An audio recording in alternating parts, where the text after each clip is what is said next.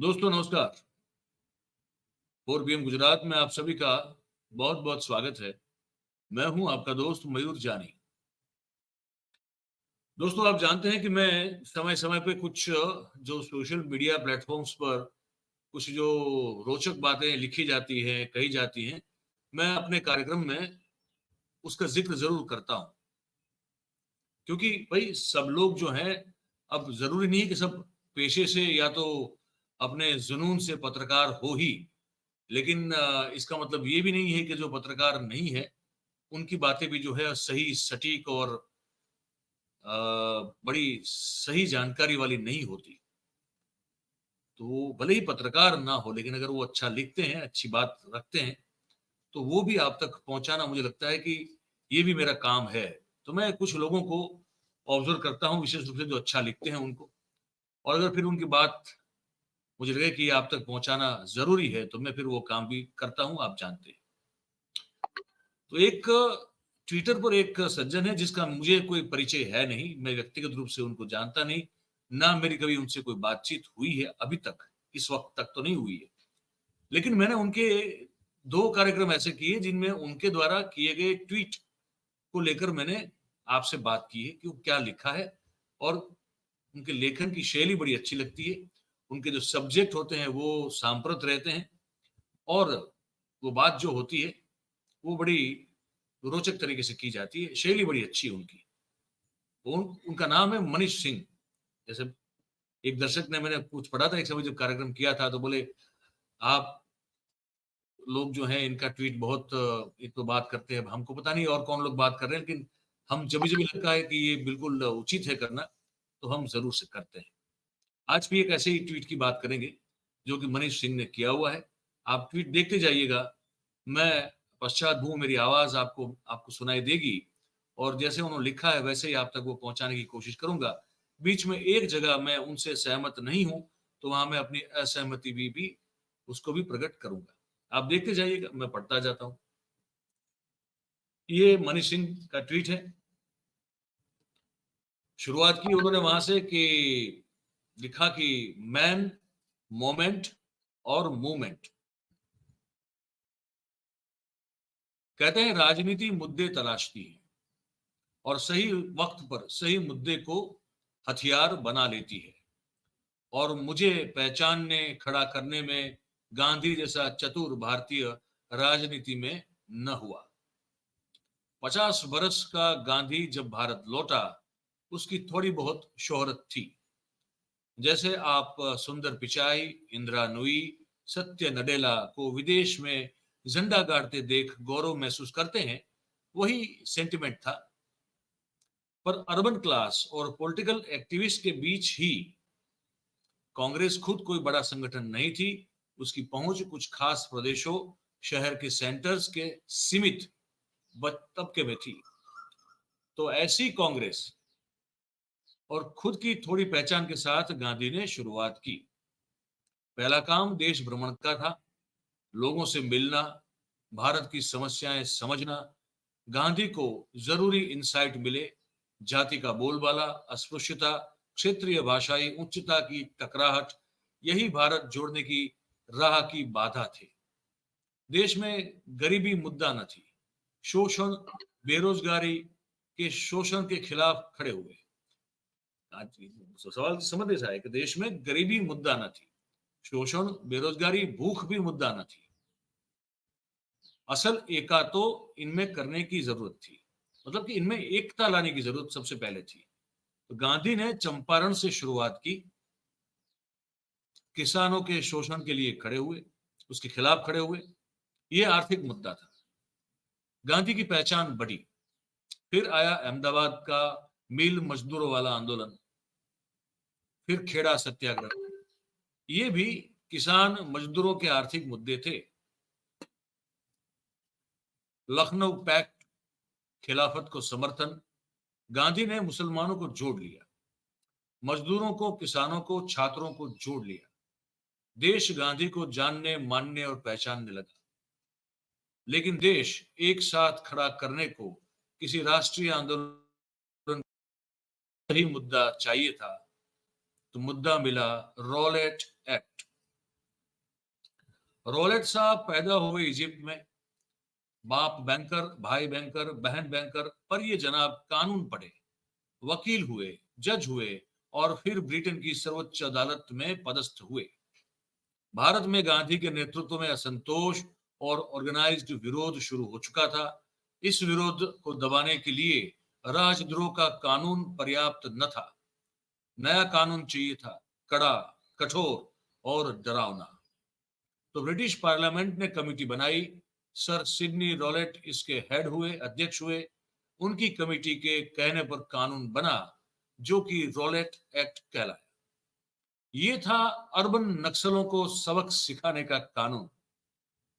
लिखने, पढ़ने, बोलने वालों को आतंकी बताकर अरेस्ट करने, बिना प्रोसिक्यूशन 2 साल जेल में रखने का कानून।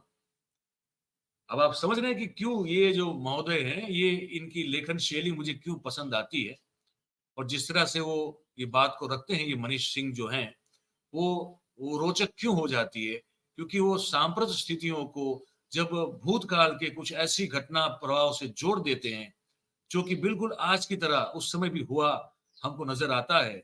जो लोग इतिहास पढ़े हैं इस सब उसको जानते हैं, लेकिन जो नहीं पढ़े हैं उनको भी अब बड़ी सहलाई से, बड़ी सरलता से, बड़ी आसानी से अब ये जो कहीं तार जुड़ेगा वो समझ में आएगा। इसलिए मैं कहता हूं कि ये जो उनका तरीका है, ये तरीका बड़ा एक मन भावन तरीका है। तो रॉलेट एक्ट क्या था, आप सुनिए। रॉलेट एक्ट था अर्बन नक्सलों को सबक सिखाने का कानून, लिखने पढ़ने वालों को, बोलने वालों को आतंकी बताकर अरेस्ट करने का, बिना प्रोसिक्यूशन 2 साल जेल में रखने का कानून। अब आप समझ रहे हैं ना कि क्या बात कहां जाकर जो है वो पहुंच रही है।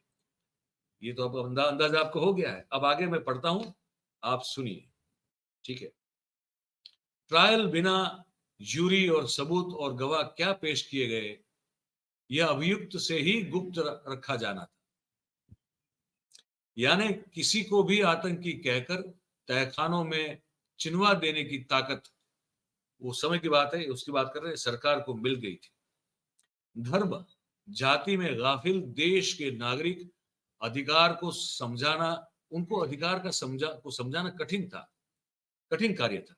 वे तिलक की तरह गणेश पंडाल लगाकर आसानी से हिंदू जोड़ सकते थे, पर उन्होंने कठिन काम चुना। किसकी बात हो रही है? गांधी की बात हो रही है, महात्मा गांधी की बात हो रही है। अभी तक उन्होंने कठिन काम चुना, दुरूह मुद्दा चुना, देश भर में घूमे, सभाएं की, 6 अप्रैल 1919 को देशव्यापी बंद हड़ताल का आयोजन किया। खुद गांधी ने मुंबई में कमान संभाली। चौपाटी बीच चौपाटी जो बीच है वहां पे मुंबई में, वहां जन समुद्र उमड़ा। 1.5 लाख लोग उनकी बात को सुनने के लिए आए। ऐसी सभाएं देश के अलग अलग इलाकों में कांग्रेसियों ने की, मुस्लिम लीग ने भी की, ठीक है। क्षेत्रीय दलों ने भी की, जैसे पंजाब, और यहाँ रवानी कुछ अलग ही थी। लगातार प्रदर्शन, हड़तालें, हिंसा भी हुई, कुछ ब्रिटिश अफसरों की हत्याएं भी हुई। पंजाब में मार्शल लॉ लगा, नेता गिरफ्तार हुए, जेल में भर दिए गए। 10 अप्रैल को कांग्रेस के नेता सैफुद्दीन किचलू और डॉक्टर सत्यपाल गिरफ्तार हुए, ठीक है। इस गिरफ्तारी के खिलाफ 13 अप्रैल को जलियांवाला बाग में जनसभा हुई, बुलाई गई, और सदी का सबसे भीषण नरसंहार जो है वो वहां पे हुआ, ठीक है। रॉलेट एक्ट से असहयोग आंदोलन का जन्म हुआ। यह पहला राष्ट्रव्यापी आंदोलन था। फिर तो कांग्रेस सदा के लिए बदल गई, गांधी बदल गए, भारत बदल गया। और ये तीनों जो है वो एकाकार हो गए, ये मनीष सिंह लिख रहे हैं। आंतरिक और बाहरी विध्वंसकों से बचने के लिए देश का जुड़ना पहली जरूरत थी। सच्ची राजनीति इसी का मौका तलाशती है, वो मुद्दे तलाशती है, वो सही समय पर सही मुद्दे को हथियार बना लेती है। और मुद्दे पहचानने और मुद्दों को खड़ा करने में जैसा चतुर हिंदुस्तान की राजनीति में नहीं हुआ है। यहां मैं बिल्कुल सहमत हूं इस बात से पूरी तरह सहमत हूं। मगर उनकी राजनीति चुनावी न थी। गांधी ने इलेक्शन नहीं लड़ा, कभी प्रचार नहीं किया, पद भी नहीं लिया। तो भला ये कैसी राजनीति थी, पूछता है भारत। ठीक है, आज की पीढ़ी के लिए समझना बड़ा जरूरी है। सवाल यह भी है कि राहुल चुनावी कलाबाजियां क्यों नहीं करते, डोर टू डोर नहीं जाते, बूथ मजबूत नहीं करते। ये अब के हालात से जोड़ रहे हैं अभी ये। ठीक है, वो कहीं दूर पता नहीं क्या जोड़ने को चलते हैं, कभी खेत में, कभी ट्रक में, कभी मिस्त्री बने दिखते हैं। क्या इन सब से वे 2024 जीतेंगे? दरअसल दोस्तों, जब तक आप राजनीति का तात्पर्य महज इलेक्शन लड़ना, संगठन संगठन खेलना, टिकट, जातिगत गणित, पैसे और प्रचार से सरकार बना लेना ही समझेंगे, तब तक वो गांधी या ये गांधी, ये मोमेंट या वो मोमेंट आपको समझ नहीं आएगा। फिर से कह दूं मैं आपको, बड़ा ये जो अंतिम ये जो पैराग्राफ है बड़ा इंटरेस्टिंग है। कह रहे हैं कि, और मैं इससे सहमत हूं, कि दरअसल दोस्तों, जब तक आप राजनीति का तात्पर्य महज इलेक्शन लड़ना, संगठन संगठन खेलना, टिकट, जातिगत गणित, पैसे और प्रचार से सरकार बना लेना ही समझेंगे, तब तक वो गांधी या ये गांधी, ये मोमेंट या वो मोमेंट आपको समझ नहीं आएगा।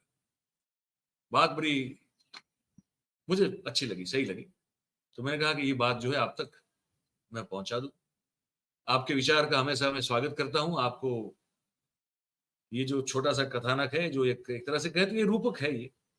ये लिखने में जो अलग प्रकार होते हैं उसमें से एक समझ से एक तरह से, ये मेरे जो समझ जितनी भी है भाषा की, गुजराती व्याकरण की बात करूं, और आमतौर पर लैंग्वेज का व्याकरण एक सा है हमारे हर जगह पे, इसको एक तरह से रूपक में ढाल के हमको बताया गया है।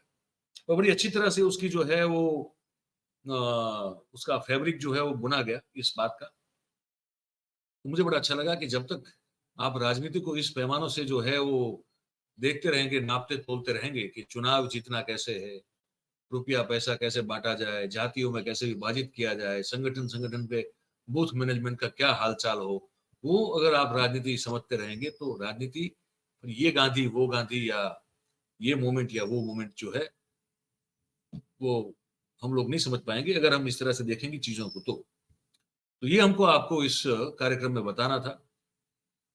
आपका स्वागत है हमेशा, जैसे मैंने कहा, आप जो भी सोच रहे हैं, अपने विचार, ये जो कमेंट बॉक्स दिख रहा है आपको, उसमें लिख के हमको बताइएगा।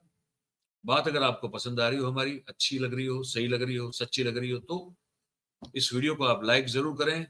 इस वीडियो की लिंक को आप हो सके उतना शेयर करें, ताकि हमारी जो बात है वो ज्यादा से ज्यादा लोगों तक पहुंच जाए, आप सबके सहयोग से, सबके समर्थन से। और अंत में जो कहते हैं, आज भी कहेंगे कि जो हमारा चैनल है 4PM गुजरात, इसको आप सब्सक्राइब करें और अपने आसपास के लोगों से करवाएं। बहुत बहुत धन्यवाद करते हैं आप सभी का जो इस कार्यक्रम में हमारे साथ जुड़े हैं। Thank you very much. नमस्कार।